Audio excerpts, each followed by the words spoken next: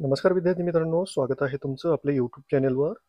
मित्रांनो, अजून एक 179 पदांसाठी सरळ सेवा भरती निघालेली आहे. यामध्ये गट ब आणि गट क ची पदे भरली जाणार आहेत.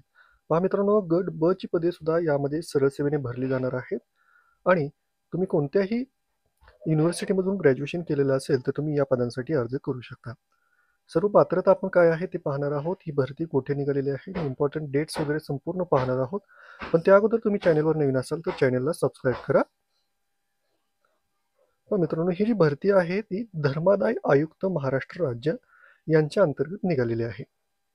आता यामध्ये जी पदे आहेत ती गट ब ची अराजपत्रित पदे आहेत मित्रांनो, आणि गट क ची पदे भरली जाणार आहेत.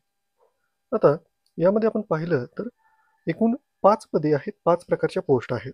यामध्ये गट ब अराजपत्रित विधी सहाय्यक हे पद आहे.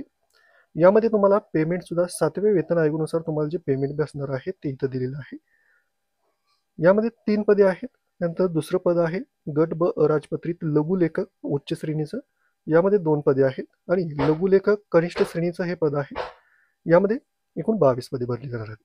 आता सर्वात महत्त्वाचं म्हणजे ग्रॅज्युएशनवरून जी पदे आहेत, कोणत्याही स्ट्रीममध्ये ग्रॅज्युएशन असेल तर या पदांसाठी तुम्ही अर्ज करू शकता. आता ही वरील जी 3 पदे आहेत त्यासाठी स्पेशल जे आहेत ते लघुलेखकासाठी तुम्हाला माहीत आहे कोर्स लागतो. त्यानंतर विधी सहाय्यक म्हणजे जे लॉ जे केलेले आहेत त्यांच्यासाठी हे आहे.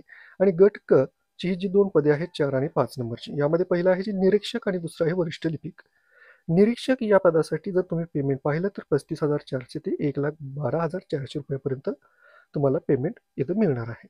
यासाठी सर्वात जास्त पदे आहेत, 121 पदे भरली जाणार आहेत सुपरवायझर. त्यानंतर वरिष्ठ लिपिक हे पद आहे. यामध्ये एकूण 31 पदे आहेत. आता या 2 ज्या पोस्ट आहेत त्यामध्ये सर्वात जास्त पदे आहेत. अशी 179 पदे या अंतर्गत भरली जाणार आहेत.